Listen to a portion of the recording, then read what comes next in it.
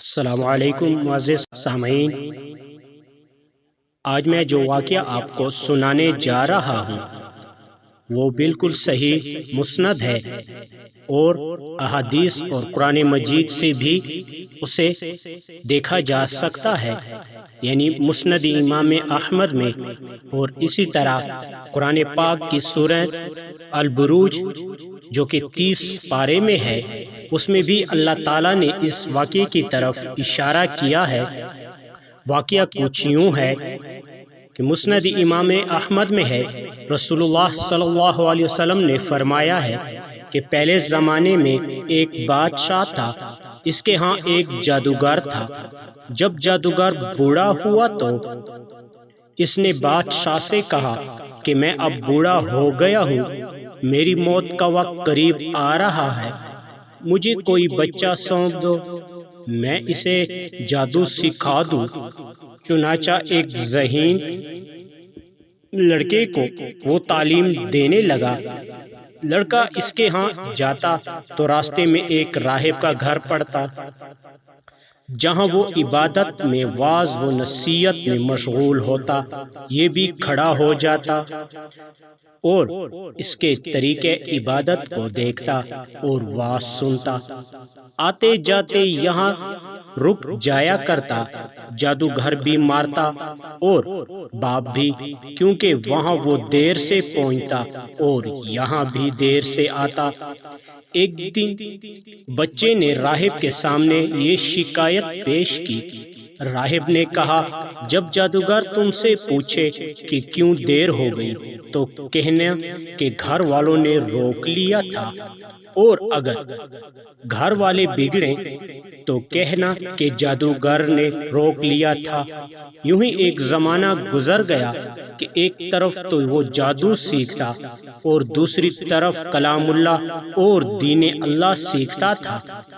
ایک دن یہ دیکھتا ہے کہ راستے میں ایک زبردست ہیبت ناک سانپ پڑا ہے، جس نے لوگوں کی آمد و رفت بند کر رکھی ہے۔ ادھر والے ادھر اور ادھر والے ادھر ہیں، اور سب لوگ ادھر ادھر پریشان کھڑے ہیں۔ اس نے اپنے دل میں سوچا کہ آج موقع ہے کہ میں امتحان لوں، راہب کا دین اللہ کو پسند ہے یا جادوگر کا۔ اس نے ایک پتھر اٹھا کر اور یہ کہہ کر اس پر پھینکا کہ اے اللہ، اگر تیرے نزدیک راہب کا دین جادوگر کی تعلیم سے زیادہ محبوب ہے تو اس جانور کو اس پتھر سے ہلاک کر دے، تاکہ لوگوں کو اس بلا سے نجات مل جائے۔ پتھر لگتے ہی وہ جانور ہلاک ہو گیا اور لوگوں کا آنا جانا شروع ہو گیا۔ پھر لڑکے نے جا کر راہب کو خبر دی کہ اس نے کہا، پیارے بچے، آج کے دن تو مجھ سے افضل ہے۔ اب اللہ کی طرف سے آزمائش ہوگی، اگر ایسا ہوا تو لوگوں کو میری خبر نہ کرنا۔ اب اس بچے کے پاس حاجت مند لوگوں کا تانا لگ گیا۔ اس کی دعا سے مادرزاد، اندھے کو، کوڑھے، جذامی اور ہر قسم کے بیمار اچھے ہونے لگے۔ بادشاہ کے ایک نابینا وزیر کے کان میں یہ بات پڑی، وہ بڑے تحفے تحائف لے کر حاضر ہوا اور کہنے لگا کہ مجھے شفا دے دو تو یہ سب کچھ تجھے دے دوں گا۔ اس نے کہا، شفا میرے ہاتھ میں نہیں، میں تو کسی کو شفا نہیں دے سکتا، شفا دینے والا اللہ وحدہ لا شریک ہے، اگر تو اس پر ایمان لانے کا وعدہ کرے تو میں دعا کروں۔ اس نے اقرار کیا۔ بچے نے اس کے لیے دعا کی، اللہ نے اسے شفا دے دی۔ وہ بادشاہ کے دربار میں آیا اور جس طرح اندھا ہونے پہلے کام کرتا تھا اسی طرح کام کرنے لگا، اس کی آنکھیں بالکل روشن تھی۔ بادشاہ نے متعجب ہو کر پوچھا کہ تجھے آنکھیں کس نے دی؟ اس نے کہا میرے رب نے۔ بادشاہ نے کہا ہاں یعنی میں نے دی ہیں۔ وزیر نے کہا نہیں نہیں، میرا اور تیرا رب صرف اللہ ہے۔ اب بادشاہ نے اس کی مار پیٹ شروع کر دی اور طرح طرح کی تکلیفیں دی اور پوچھنے لگا تجھے یہ تعلیم کس نے دی؟ آخر اس نے بتایا کہ میں نے اس بچے کے ہاتھ پہ اسلام قبول کیا ہے۔ اس نے اسے بلایا اور کہا کہ اب تم جادو میں کامل ہو گئے ہو، اندھوں کو دیکھتا اور بیماروں کو تندرست کرنے لگے ہو۔ اس نے کہا غلط ہے، میں کسی کو شفا نہیں دے سکتا ہوں، نہ جادوگر ہوں، شفا اللہ کے ہاتھ میں ہے۔ وہ کہنے لگا اللہ تو میں ہی ہوں۔ اس نے کہا ہرگز نہیں۔ بادشاہ نے کہا پھر تو میرے سوا کسی اور کو رب مانتا ہے؟ تو اس نے کہا ہاں کہ میرا اور تیرا رب اللہ ہے۔ اس نے اب اس بچے کو طرح طرح کی سزائیں دینا شروع کر دی، یہاں تک کہ راہب کا پتہ لگا لیا۔ راہب کو بلا کر کہا کہ اسلام چھوڑ دے۔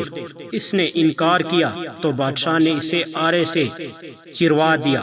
پھر اس نے نوجوان سے کہا کہ تو بھی دین اسلام سے پھر جا۔ اس نے بھی انکار کیا تو بادشاہ نے اپنے سپاہیوں کو حکم دیا کہ اسے فلاں پہاڑ کی چوٹی پر لے جاؤ، وہاں پہنچ کر بھی اگر یہ دین سے باز آ جائے تو اسے تو اچھا ہے، ورنہ وہیں سے لڑکھڑا دے۔ چنانچہ سپاہی اسی پہاڑ کی چوٹی پر لے گئے۔ جب اسے دھکا دینا چاہا تو اس نے اللہ سے دعا کی اے اللہ جس طرح تو چاہے مجھے اس سے نجات دے۔ اس دعا کے ساتھ ہی پہاڑ ہلا اور سب سپاہی لڑکھڑا گئے، صرف وہی بچہ ہی باقی بچا رہا۔ وہاں سے بادشاہ کے پاس گیا۔ بادشاہ نے کہا یہ کیا ہوا؟ میرے سب سپاہی کہاں ہے؟ بچے نے کہا اللہ نے مجھے بچا لیا، وہ سب ہلاک ہو گئے۔ بادشاہ نے اپنے دوسرے سپاہیوں کو حکم دیا کہ اسے کشتی میں بٹھال کر لے جاؤ اور سمندر میں پھینک آؤ۔ یہ لوگ اسے لے کر چلے۔ بیچ سمندر پہنچ کر جب اسے پھینکنا چاہا تو پھر وہی دعا کی اے اللہ جس طرح تو چاہے مجھے ان سے بچا۔ دعا کے ساتھ ہی موج اٹھی اور سارے کے سارے سپاہی سمندر میں ڈوب گئے، صرف وہی بچہ باقی بچا۔ پھر وہ بادشاہ کے پاس آیا اور کہنے لگا میرے رب نے مجھے بچا لیا، اور اے بادشاہ تو چاہے کتنی تدبیریں بھی کر لے تو مجھے ہلاک نہیں کر سکتا۔ صرف ایک صورت ہے جس طرح میں کہوں، اگر تو اس طرح کرے تو میری جان نکل سکتی ہے۔ اس بچے نے کہا تم لوگوں کو ایک میدان میں اکٹھا کرو، پھر کھجور کے تنے پر مجھے سولی چڑھا اور میرے تیر کو میری کمان پر چڑھا اور بسم اللہ رب حاضر غلام، یعنی اللہ کے نام سے جو اس بچے کا رب ہے پڑھ کر تیر میری طرف پھینک، وہ مجھے لگے گا اور میں مر جاؤں گا۔ بادشاہ نے یہی کیا۔ تیر بچے کی کن پٹی میں لگا، اس سے اپنا ہاتھ اس جگہ پر رکھ لیا۔